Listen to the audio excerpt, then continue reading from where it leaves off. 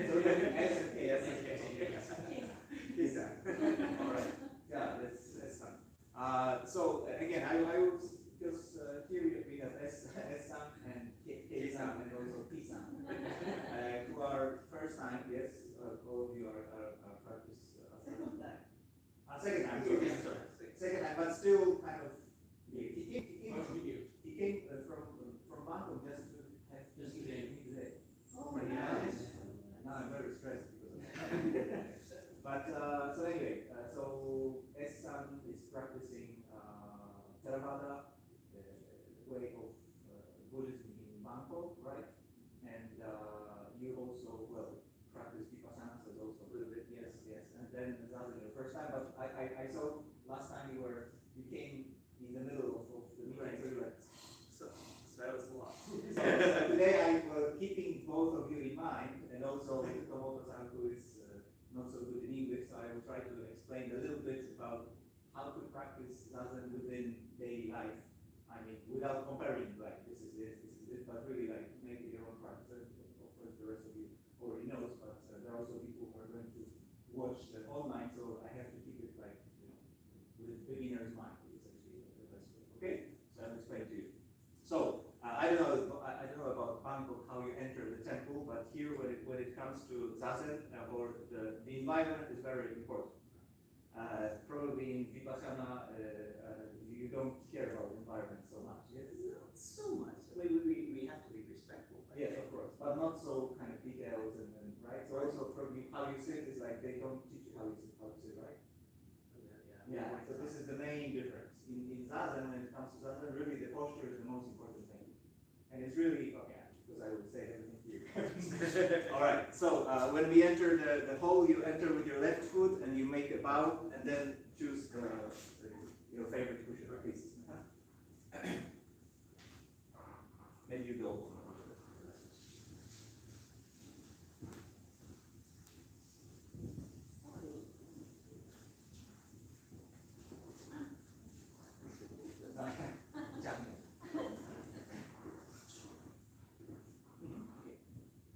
You can stand on the inside.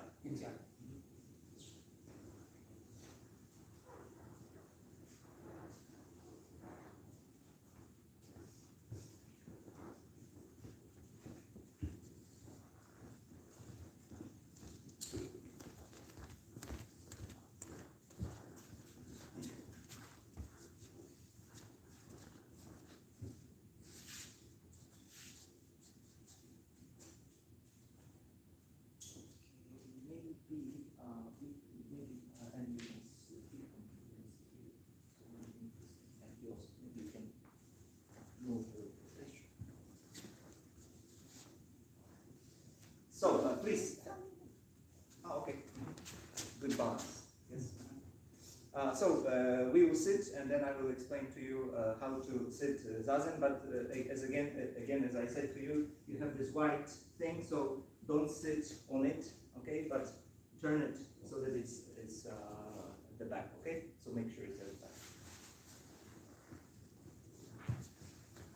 Did I tell you why do we need this white thing? Did I explain to you before? Please, you can sit. Yeah. To ask if Not to do this. So that's when you go to a temple. So everyone has the name written there, because from the back everyone looks the same. So when they sometimes go with a stick and they want to hit Andy, but they don't know who is Andy because all of them are bald-headed. So they say, this one is Andy today. I'm joking, of course, but anyway, but the name has to be written there, so it's because of that. So if you have your name here, so you have to look for it. It's kind of rude. All right. And so thank you for joining. And again today very spacious, as I can see. They arranged the cushion, so we have lots of. Usually it's somewhere here, but people complain because they don't want to look at one another. But here we have a little bit today more space, so it's much better. Do you meditate when you're in Bangkok? You meditate like you sit like that, or you sit in? I just sit on the floor. Yes, but with other people, so it's like you sit in a circle, or? Oh no patterns. No patterns. Yeah, in Japanese Zen, everything is very patterned. as you probably know. So again, I will explain to you a simple etiquette, how to do and which to follow, which is also very important. But why I'm saying that, because some of you, like Kotaro, right, Kei-san, Yes. and also S-san, so they practice different kind of Buddhist discipline, right? Whether it's Theravada or Tibetan, whatever. So the thing that strikes me the most, at least when it struck me the most when I read first time the manuals, I mentioned it last time, I think, about how to meditate. So people come and they say, okay, now we are going to meditate. So I had it the same myself, like, now I'm going to meditate. So like, I'm going to sit on the cushion and I'm going to meditate. You know, like there is this idea that now I'm going to meditate. And of course we have different kind of ideas behind it. So I meditate to become Superman, or I meditate to become this, like the big Buddha, or I meditate to, I don't know, to have many wives, or I meditate to have one more husband, well, different kind of things, yeah, we have in this mindset. But I have to do something on this cushion. I sit and I have to do something on this cushion. So, but when you read traditional manuals of how to meditate, so it's like first page, second page, third page, fourth page, fifth page, whatever, half of the text is already, you know, passed, but there is nothing about Zazen yet, really. And I was like, why? It's like, and why is that? Because first the most important thing that is they explain to you what is the right view, what is the right vision, which is really the most important thing. Why you meditate? Why you meditate? I mean, why do you do Zazen, right? As I said to you, if my vision is that I meditate to become enlightened, okay, so this is my vision, right? If I meditate to be slimmer, this is also my vision.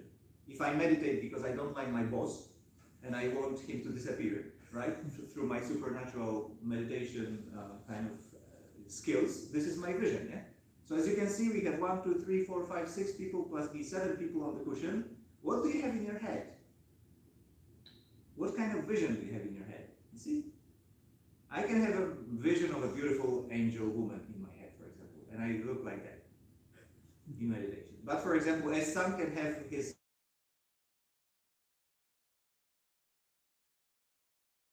because he just came from Korea and he can have kimchi in his head. Or Andy, I don't know, he talked about Dharamsala, so maybe he has all those horse warriors in his head. You know? Different kind of vision. And according to this vision, we try to meditate. So we are in point A and we try to get to point B. But again, that's why it's very, very important what kind of vision you bring to the cushion. Okay? And of course, today I'm not going to talk about vision so much because, again, I talk too much. But this is the first thing. The second thing is, as I said, in different kind of traditions, you don't have so much about environment. But when it comes to Zazen, environment is very, very important. So first, please choose a quiet place to sit. This is the very first sentence in the Zazen manual. It don't say, do this or that with your head or with your mind, but it says, please choose a quiet place to sit. Okay, do we have a quiet place to sit? Okay, we have a quiet place to sit. Yeah? We check, yes?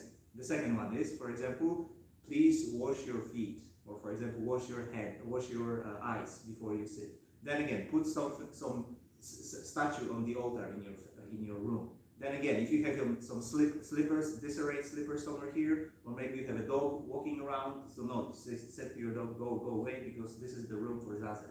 So you have, of course I'm joking now, but what I mean to say is that really how you maintain your environment is really important because it really influences your mindset when you sit. If you sit with, like some people, I saw on YouTube, some people sit on highway. They wear robes and they sit on highway, like, you know, I don't know why you're doing it, you can find them on YouTube, but I see that some monks sitting on highway, come on. It's not a quiet place to sit, you know, you can be knocked over by a car, of course, and then we have trucks, and then, what the hell are you doing? All those people screaming around you, but then, you know, I'm meditating on something. It's ridiculous, actually. So how you maintain environment is really, really of utmost importance. And then, as I said, when you read these manuals, how to meditate, how to do Zazen, so like half of the text is what to do with environment. And then again, okay, so now we can start with the posture. All right, so with posture, of course, this part I will explain to you, so you will see. But what I want to once again make you notice is that Zazen is not only about now I sit on the cushion and now I'm trying to achieve this or that. This is not the case, okay? It's really, really important. How you not behave, but how you maintain yourself, how you maintain the environment is really, really important when it comes to Zazen. That's why it's all related. So sometimes when we, once again, coming back to this vision, some people also, or in different kind of meditation, we have like, you close your eyes. Yes, do you close your eyes? Yes. And often in Zazen too, when people have different kind of experience and then they come, so even if I don't say close your eyes, so most people close their eyes. So don't close your eyes. we don't close our eyes, because it's not about closing your eyes in Zazen, right? It's not about closing your eyes and trying to find some inner state. Some people call it Buddha nature, some people call it, I don't know, inner goodness or something. So you have it somewhere here or somewhere here, whatever, and then you close your eyes and you try to sort of make it shine because it's somewhere hidden. It's not the idea in Zazen, right? You open your eyes, you open your senses, you open your ears, you open your pores, you open everything, and that's why you become one with the environment. So environment has to be very, very well balanced or well maintained so that there is no obstruction, right? If you have cars going all around, if you have people quarreling, if you have people trying to sit Zazen, for example, when people are gossiping, really, like you just listen what they say, yeah. Hey, you know this guy said that. So gossiping all the time. It doesn't make sense. That's why the worst thing is that to sit when you know that someone will come. Or for example, when you sit and then you know that people are walking. Try to observe your mind, how it behaves when you try to sit in Zazen and then people walk around you. Your attention goes there. Oh, what do they think about me? Or maybe they will look at me. Or maybe how do I look now? So you try to look better in your meditation, because you're half asleep, you sit like that, but suddenly your wife goes, and you sit like that, yeah? And suddenly she goes away, and you can sleep again. Yeah? But this is not practice. It has nothing to do with practice. It's just, I don't know how you call it, circus or something, right? So you have to make your practice really well balanced. When I say well balanced, it has to be environment aspect. They're very, very much needed. So it's very, very important. So here we have beautiful environment.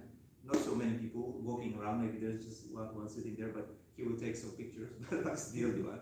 But then nothing. Very quiet. No cars, no trains, nothing. Right? Maybe only your neighbor snoring next to you. But it's not a problem. We have a stick here, so that's why it's very, very important. So when it comes to Zazen, it's not only about you sit and then suddenly you try to become a Buddha, as sometimes we say, but really this environment is very, very important. How you maintain your environment, where you sit. And then believe me, for those who haven't practiced it yet, that when you sit in a well-balanced environment, it's completely different when you sit in a disarrayed environment. How your mind behaves is completely different. In the same way, for example, in Buddhism, when we have precepts, like don't kill, don't steal, don't do bad things with your partner, don't drink too much, or don't drink at all, you have precepts. So some people say, I don't need precepts. But when you do something bad, and when you try to meditate, you're scared. Because someone will, for example, catch you, right? If you stole candy from the shop or something, yeah? So then again, you think about it. It's very easy to understand like that. So that's why you have to keep precepts so that your mind is balanced. And when your mind is calm, the quality of your meditation is completely different. Or meditation or Zazen is completely different. In the same way, when it comes to environment, if your environment is maintained in a well-organized then again, it influences the way how you sit. And the quality is completely different. It's very, very important. Okay? So these are the things. So the right vision, as I said, or the proper vision or proper view. And then the second one is the environment. And then the third one is how to maintain the body. So I will explain to you, at least for those people who are doing it for the first time. So let me just do it. So the real changer is this black thing, which is called zafu. I don't know if you have zafus in Bangkok. Maybe you don't, because you said you sit on the floor, right? So when you sit on the floor, and probably when you were in this Vipassana retreat, did you have zafus? The cushions? Not these fancy zafus, but we have cushions. You had cushions, yes. Because if you sit on the floor, you sit like that, right? And then try to sit in this position for like 30 minutes. It will be very difficult, yeah, very difficult. So you try to sit like that, or you try to sit like that. Of course, for some time it's comfortable, but after some time, You cannot even breathe. Yes, that's why you need this cushion. And as I said, if you watch Netflix in this position or on sofa for 3 hours, well, not so good. But when you go back to Bangkok, please buy this cushion. So when you sit on the cushion and watch Netflix, wow, the movie is completely different, right? Like the actors the play is completely different. Really, try to sit and watch Netflix on the cushion. Do you watch Netflix? Okay. So try to sit comfortably on the cushion, but as I said, comfortably. One more thing, cushion is not something to sit as we have here, but cushion is something that maintains or keeps our practice. This is a completely different thing. If you think of the cushion as something you sit on, so of course you sit, you have some beer here or popcorn, whatever. But then it's not practice. Cushion has to support your practice. That's why it's really, as I said, it's a game changer, because when you change this view or change your opinion about what cushion serves you, it's actually not to just sit comfortably, but it actually supports your practice. It's a tool. Yes, it's a Darma tool, we might say. So make sure that you sit on the cushion, again, comfortably, but not on the middle part, but on the edge. Okay, and most of you are sitting on the edge. But one thing, which is the most important thing, Kentaro, make sure that your knees are on the floor. I don't know if maybe your pants are too tight, I don't know, but if they are not, so make sure that you sit with your knees on the floor. This is, yes. So as again, if you sit higher on the cushion, you will not do it. But if you slide down, it's easier, okay? So make sure that you sit on the floor with your knees, and then when you sit, so one foot or one leg is in front of the other. It's I think it's called Burmese position. Sometimes people call it. It's the easiest one. Or again, you don't have to sort of stretch your legs. It's very easy. But at the same time, when you sit in this position, actually you have different kind of what to do with your legs, what to do with your eyes, what to do with your hands, what to do with your shoulders. You have different kind of techniques or instructions what to do. But actually, believe me, or you know yourself, it's enough to make sure that you have your buttocks on the cushion. So this is one point, and you have 2 points which are the knees on the floor, and this is the second point, or 3 points, 1, 2, 3. If you have this balance, the base, when you're grounded on this triangle-like form, it's really enough to keep your body well harmonized. So when I'm sitting like that, I don't do anything with my legs. One is here, one is here. Very simple position. But this, why I'm sitting there is already not enough. I don't have to, like last time, I don't want to say bad words about anyone, but there was one person who was sitting like that because someone maybe told him to sit straight, and then you can see it on Instagram. And all of people sitting like that, and he was sitting like that. I said, no, it's too much. We don't want to sit like that. Yes, and it's even unnatural for me to sit like that. Yes, if someone sticks some stick here, so I can sit like that. But it's enough if I have my butt on the cushion and 2 knees on the floor. Look, I don't need anything else. You see, it's enough. Whether for you, as you can see, you can keep your hands here. You can keep your hands in this Zazen, as I will explain here.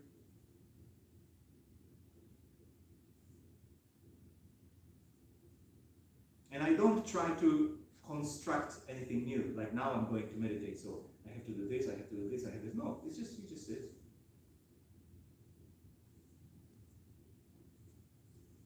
And allow your experience to unfold. You see, it's enough, okay? It's enough, but let me explain a little bit what to do. So, the first thing, as I said, is when you keep your knees on the floor, yes? So, all of you are having it fine, yes? Okay? Then you can put your hands on your lap, so you have right hand and you have left hand, and then you touch your thumbs together, and try to see how you feel when you sit in this position. Is it comfortable? Are you sitting naturally straight, or you feel like kind of tense or maybe artificial, like meditation-like state?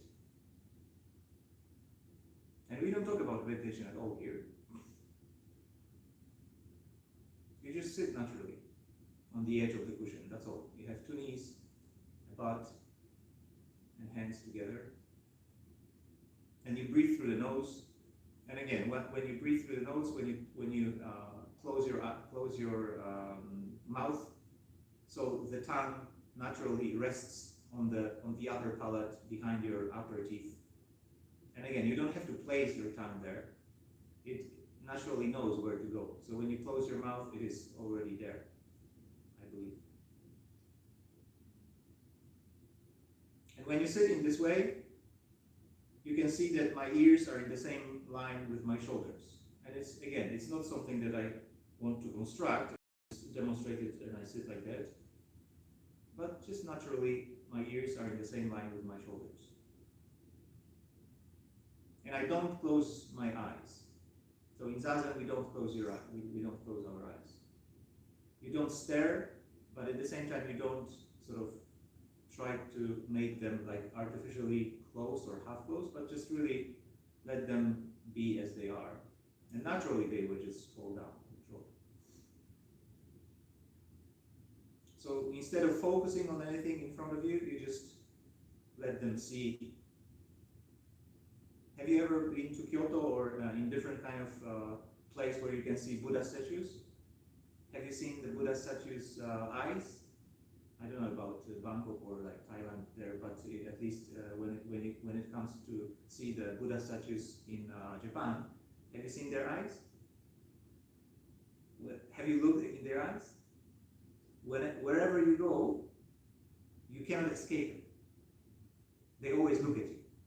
Even if you like go around you, they always look at you. And these eyes are the eyes of Zazen.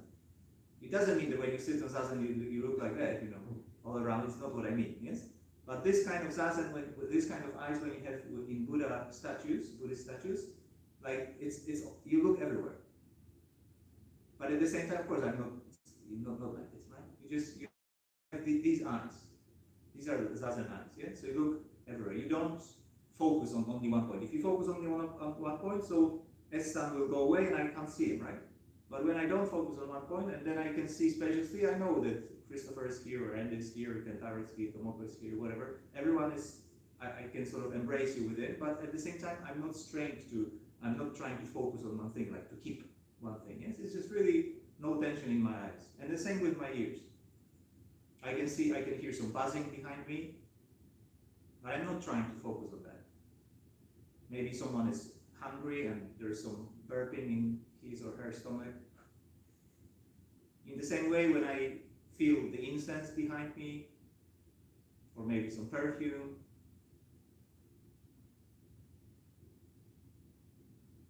and in the same way with my thoughts, with the thoughts that appear in my mind. Again, I'm not trying to focus on this or that thought.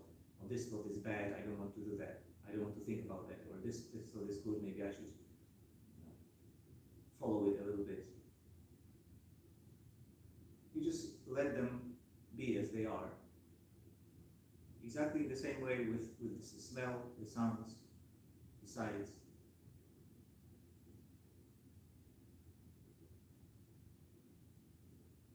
Like the Buddha statues' eyes. So accepting or embracing everything. So this embracing, first thing is this groundedness, that we are grounded on the cushion.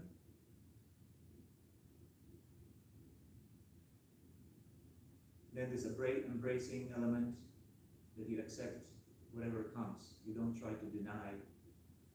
You don't try to refuse. We are like ocean that accepts every wave that is coming and going, coming and going.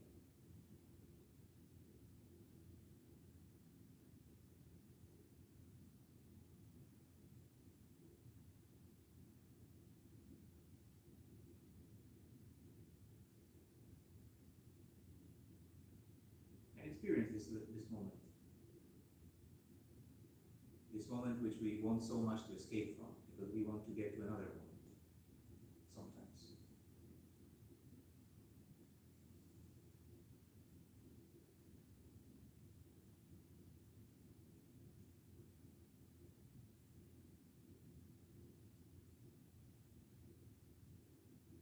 And see how much relaxed you can be.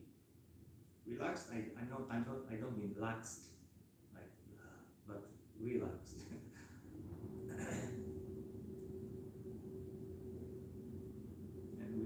some joy here.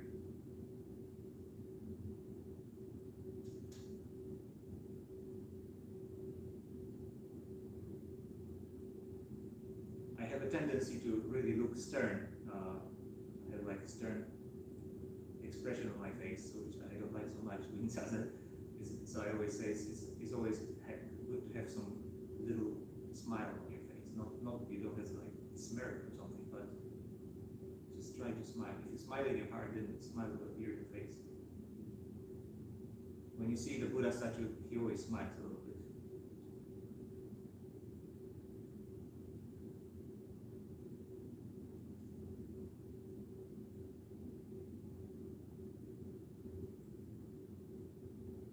Okay, so we will try to do it together, but we will sit facing the wall. All right, so I will tell you how to sit, so please stand up.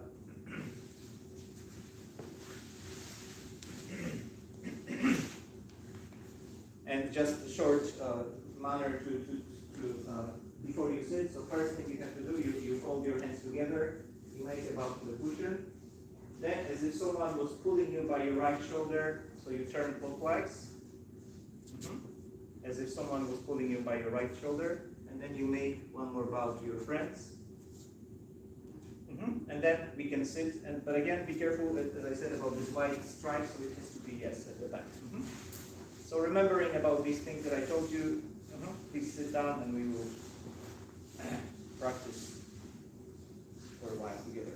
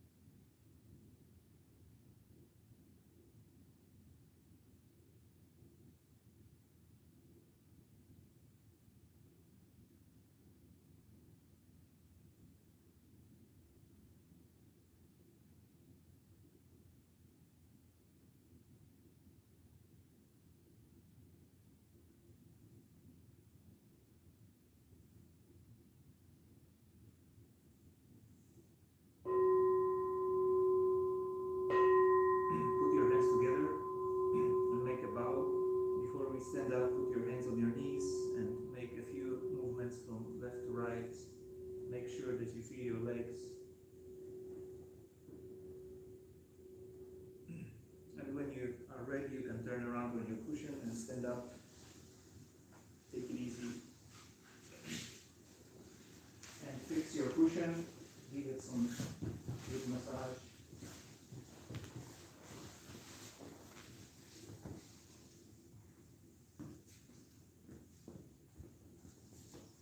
And when you stand up, once again, as we did before, you put your hands together and make about the cushion. Then, as if someone was pulling you by your right shoulder, once again, you make one more bow to your friends. And last time we met last week, so we didn't have walking part because we were sitting just one period. I talked too much. So today, let's have on these. So today I'm going to explain to you, at least those who haven't done it before, how to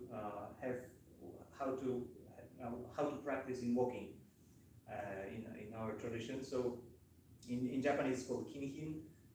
Maybe some of you have heard, and it's walking like a thread, like on it, like a thread. So we are going to move in this square-like position, square-like fashion, but I will show you how to walk. So when we were sitting in Zazen, in Zen we have three, it's called mudras, right, or three hand gestures that are really important when it comes to practice. So first one, when we have this gassho, right, in Japanese gassho, so you put your hands together, and when you make a bow, so this is how we greet, yes? When we greet with one another, so we don't shake hands, but we greet in this way, yes? So gassho, this is one thing. Second thing, we have this meditation gesture or meditative gesture. So as we were sitting together, so this is the second one, yes? And third one is how we walk. So actually we don't walk like with our hands in the pockets or, well, usually in daily life you can walk as whatever you want. But if we walk in this Zen environment, so how you walk, you, as Andy is Christopher are showing, so you have your thumb in your left hand covered with your like in a fist, and then you put it on your here on the solar plexus area, so not too low, not too high, but like so that your hand is more or less horizontal, yes? A little bit higher. And then you have your right hand and you cover it with your right, like that, like this, yeah? So not, some people walk like that, not like this, not like this, but really like this. That's why in the same way when you see it, when you see my body, when you make a greeting, or when you sit like that, or when you walk like that, it doesn't change anything, yes? So I don't have to change it. It's like sitting, walking, and greeting, yeah? Greeting, sitting, walking, yeah? So we walk in this way. This is how we put, or how we hold our hands. And then when it comes to walking, so there are a few things to remember. We walk, we put a step forward on the out breath, okay? So when you take an in breath, you walk on the out breath. So this is first point. You always walk on the out breath. Then the second point is that you walk half a step. So these are my feet. So always in breath, half a step on the out breath. Then in breath, half a step on the out breath. In breath, half a step on the out breath. Yes. And when it comes to your eyes, so again, exactly the same as we were doing in Zazen. So of course you don't close your eyes because you will bump into the wall or your friend. So we don't want that. So you just keep them naturally. You just see what is in front of you. So I will demonstrate. When you take an in breath, on the out breath you take a half a step. Then again on the in breath, and then on the out breath half a step. So very slowly. On the in breath, on the out breath, half a step. In breath, on the out breath, half a step. Yes. So you try to more or less synchronize your breathing with walking. But again, as I always say, we have other people here. So when you are too much into your own world, so then you will have 5 people behind you. Or so maintain this spacious awareness so that you know that more or less where who is. Okay. Otherwise you will have like 5 people here and 1 person there. So go on, faster. So more or less make sure that you don't go into your own nirvana too much. Okay. All right. So we will try to walk for 5 minutes. Kentaro, maybe we'll go like there, and then maybe somewhere here you just go like this, and then go. Okay. And here this way. Here this way. Okay.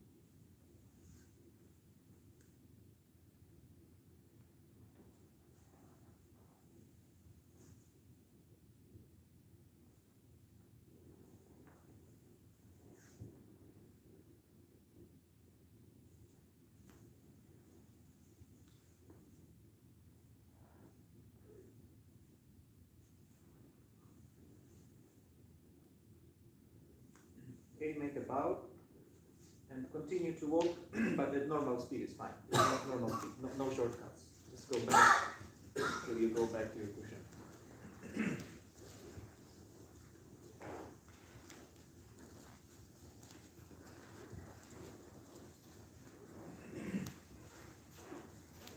And when you reach your place, again, as we did before, we are going to have one more sitting. So again, when you reach your place, turn around and make a bow to your cushion. Then once again, turn clockwise and make a bow to your friends. And we are going to sit once again, facing the wall. Okay. So one more sitting.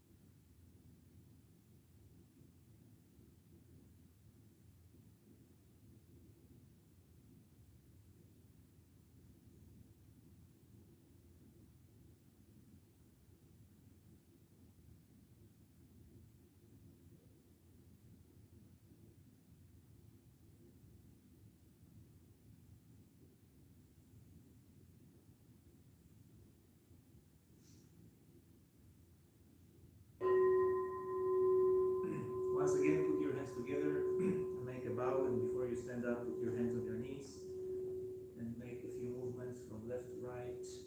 And when you're ready, you can turn around on your cushion.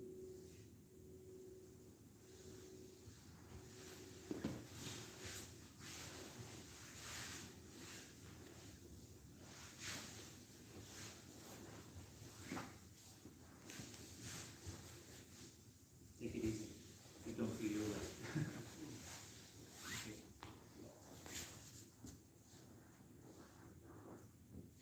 So thank you for joining. Also thank you from Essam, for coming from Bangkok, right? So I'm very happy to see you.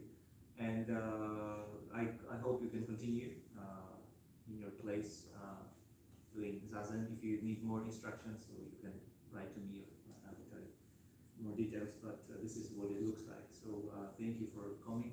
Also, Kentaro. Kota. And next month, I think it's about 7th of July, I think. It's or 9th, something like that. So we have more than 1 month. Last week we met, then today, 4 days later today, so now we have a little bit of break. It doesn't mean break of practice, all right? It's just here we don't have Zen class. So thank you once again, and be careful with typhoon, because typhoon is coming. People with hair, be careful, right? And now we are going to have tea, so the most pleasant moment of this meeting. Yes, thank you. And then again, once again, when we stand up, so fix your cushion.